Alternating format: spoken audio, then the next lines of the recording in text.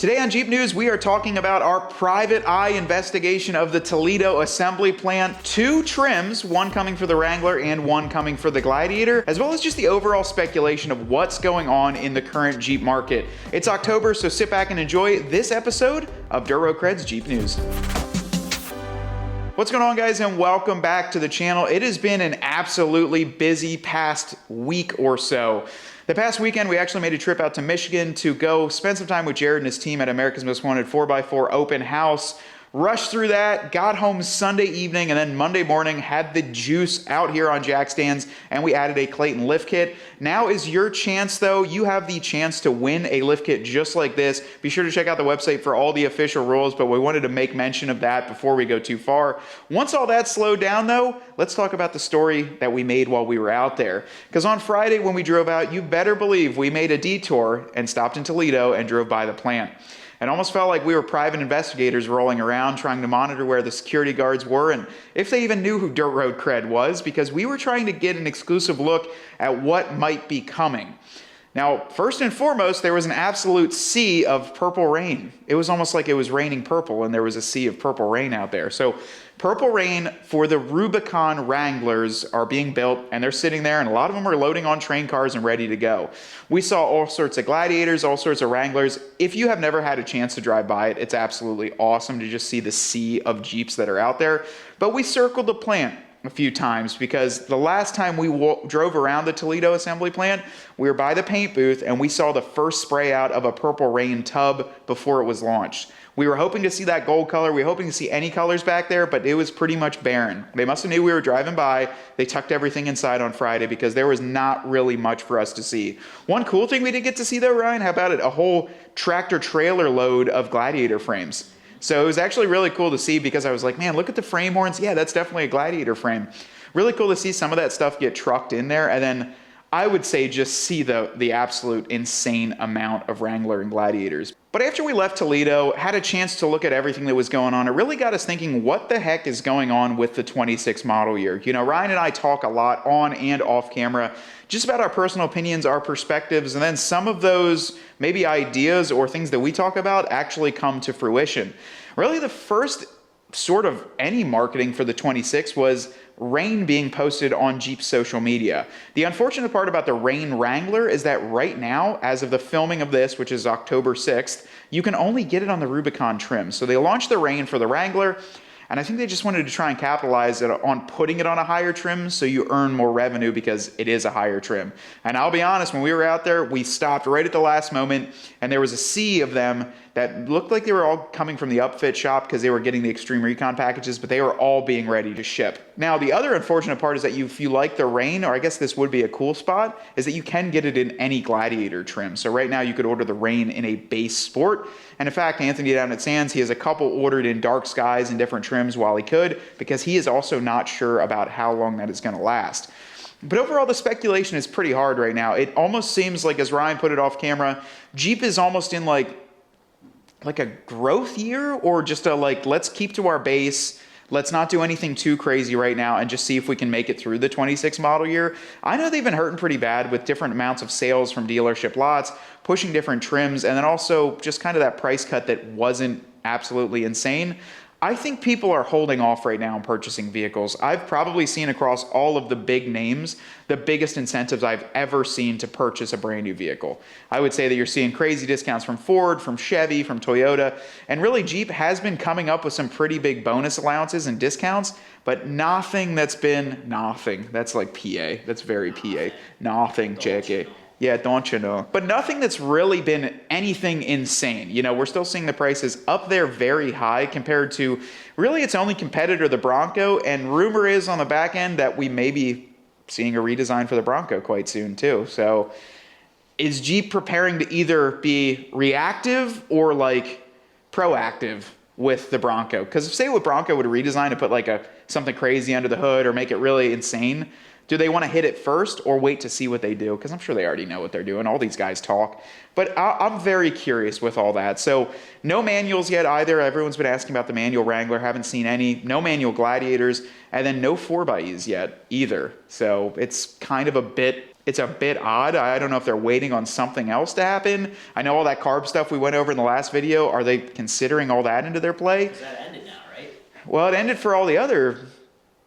Is it over? Or It ended September 30th. the 4xe incentives, the federal incentives. Yes. So that's over, which really that changes because you could price. Spike in sales though from. Tesla launched a vehicle that night that you could order for like 4 hours, and that was the last day to do it. So apparently, I think you still got the incentive if you ordered it that night. It was weird, but that money going away or dissipating, depending on if you were, able to receive that money, that's a pretty big deal. I mean, I've seen used 24 Rubicon 4xes in like the low 30s. They're just dropping 40K. So if you enjoy one or you're looking to pick up a used one, now is your time to get one. But overall, just nothing coming out yet. It could be coming soon. I think maybe they're putting a pause on it. A lot of the other trims have been removed, but now I think it might be part of this that we talk about two trims that we have seen both on other people's YouTubes and then a lot of stuff being sent to us because we're always looking to order new vehicles. And before we get into the next section, I'd like to take a moment and thank today's video sponsor, Onyx Off-Road. They've been here to support our channel for quite some time, and these guys are the absolute best when it comes to our use of their mapping services. They've got a ton of different features on there, and they never stop innovating, whether it's dispersed camping, whether it's downloading offline maps, or just exploring an area that you are not comfortable with yet. Onyx Off-Road is a fantastic solution for both the new person into off-roading and someone that's been seasoned for a long time. If you click the link down below, you can actually save a percentage off of your Onyx subscription. And once again, we'd just like to thank them for always being a supporter of our channel. As it cools down here, it's time to take the Jeeps out and hit up our local trails. You can use Onyx Off-Road. The first one is one that I was surprised Jeep didn't do in the beginning. And this one holds a lot of heritage to us because we built our own version of the 41, Ryan. When that 41 4xe came out, that color was launched, and I think we had the first two-door in the country being worked on right here. And we turned it into our version of what Jeep would have done, and a version I think would have made a lot of people proud that rolled around in those original Jeeps back in 1941. But from what we've heard, Jeep is going to be doing that to the Gladiator. So that's been what we've been hearing. I don't know what the price is. I don't know what it looks like. But apparently it's called the Convoy, which I think is a very unique name for it because Jeep actually did have a concept vehicle a few years back called the Convoy. It was this year? So we're able to actually get some footage of the Convoy concept that was released, and we saw it down at Jeep Beach, and that thing was really, really cool. It had the original Gladiator front clip on it. It was a V6 under the hood, and then just a really neat setup on there. A lot of cool stuff going on that Jeep. And apparently what this Convoy breaks down is it's going to have the 41 edition wheels. It's going to have performance hood, a triple hoop steel front bumper, as well as it comes with, the winch capable front bumper on there. And then tan interior and a heritage appearance package, which we have no idea what it's for. From what I could tell, it's based off of a sport trim, so I don't know if it's going to go crazy expensive. But once again, nothing else is being made aware of. I just always text Anthony. I'm like, hey, we're always looking to order 26 Gladiators, and I don't have a vehicle right now, so let me know what's coming out. And this one came out, that was actually, it's like 3 or 4 weeks ago. It was on the back end, and you can see what the 26 is coming for the Gladiator, but that was really all that there is. He said the moment that he can order one, he's gonna get one in and we can check it out. But are you guys interested in a trim like that? I think it's pretty cool. I'd love it if they could do like a tan soft top too. I think a Gladiator with the 41 and then matching all that, I think it'll be pretty badass when it comes in. So we're excited to see that. I just don't know when. Neither do you. We don't know when that's coming, if it's Q4, if it's Q1 of next year, what's going to go on with that. But perhaps the one that everyone has been waiting on, speculation on it, when's it going to come, is it going to go on the Gladiator? We can now see in the back end, as mentioned by another YouTuber as well, and then Anthony was saying, the Jeep Wrangler Rubicon 392 final. No, it's called no. It's the Rebirth edition. It's called the Rebirth. No, it's called the 392 Moab. Once again, nothing on that. We have no information on what it is. The only thing we can say is that when he breaks down the color availability to search inventory, Goldilocks pops up. So we knew Goldilocks was coming. Everyone's talked about it. I'm wondering if they pull, Ryan, I'm going to send you these photos. A few years ago, there was a gold Jeep out in Moab with red seats. That Jeep was beautiful, and it was a 392 with a gold exterior. I'm curious if that was Goldilocks, because if so, that thing's going to be insane. And where was that Jeep spotted at? Moab. Moab. I'm curious of what they're going to do. If I had to guess, they're going to go and launch the 392 Moab in the Goldilocks color. That's personally what I would do, start it out with a fresh color. But I'm not sure what's all going to come on it. I know that the 392s have been having a hard time sales-wise. I personally let go of mine, and I know a lot of folks were getting rid of theirs. Couple that with the fact that there's still brand new 24s sitting on the lots at $20,000 off, and then the used ones are even tanking lower than that. Are they going to strip down the 392 Moab and can use a play on words with the word Moab? It's an off-road vehicle, it's more stripped down. And I would say maybe go away from the Extreme Recon package, put some plastic bumpers on it and a black hardtop, and maybe take some price point off of it. Let the folks that want to take a 392 and rip everything off anyways have the ability to do so. Because I think, quite honestly, They're just outrageous now. There's no way I would ever pay 110. 110. They're like 105, whatever. But the biggest slap in the face to me was the Dodge Durango 3-row SUV coming with a 392 at $49,000. So you can give me a 3-row SUV with the same engine. I can have 2 of those for the same price as one Wrangler. That's ridiculous. That is absolute wheels, tires, ready to go. And I can get a Hellcat Dodge Durango. I think they were 79. So what are we doing here? You know, like, I'm sorry, but I'm just going to AMW. yeah, we're just going to AMW anyways. So who knows? We saw some elephants last time we were out there. But I think personally, I would strip it down a little bit, take some price point off of it, because I think really the only way to not hurt the existing 392 ownership, not hurt the existing 392s on the lot, would be to strip it down. Because if it's the same unit as an existing 392 and it's cheaper, you're going to destroy that market. It's going to be, why would I buy one that's a year or 2 old? I could have this new one for cheaper. So I think maybe stripping it down and being like, yeah, look, this is less of a Jeep than would the 25 or 24s be, and that would make it more reasonable. Yeah. I think that, man, come out, I don't know what they would even price it at, because they got up so dang high, they're not going to be able to take 25 grand off of it. We're waiting on those trims. We're waiting on a bunch of different trims. And it's actually funny, I brought this up to Ryan off camera, is that we're just talking about the North American market. So throughout the world, Jeep is doing all sorts of different launches in other countries. I just saw Jeep Korea just got Phantom Blue right now. So they just got Phantom Blue and it's been gone for quite some time here.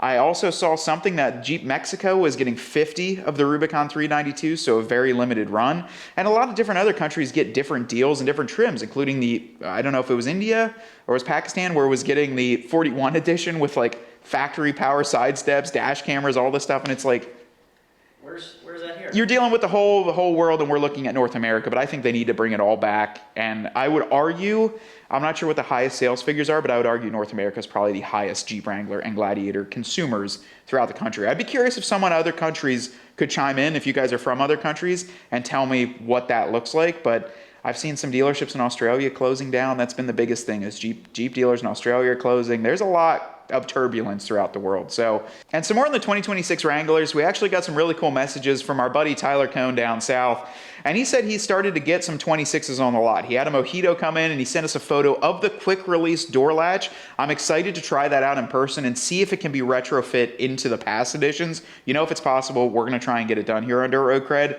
But also the fact that he said none of the 26s he has seen on his lot yet have the toolkit. So how many videos ago was that, Ryan, where I was like, they'll just do the quick release and then not include the toolkit to save some money? I'm thinking that if that's true, they're not including the toolkit, which then makes it hard to take the hardtop off. You don't have the 15 mil to take the windshield wiper blades off. And also, he sent me photos, it didn't come with the door locking nuts underneath. So I know I take mine off and kind of put them in the back storage area all the time, but I did like to put them on just so someone couldn't walk up if I left the doors unlocked and pop the doors off, because now it would be even easier with the quick release.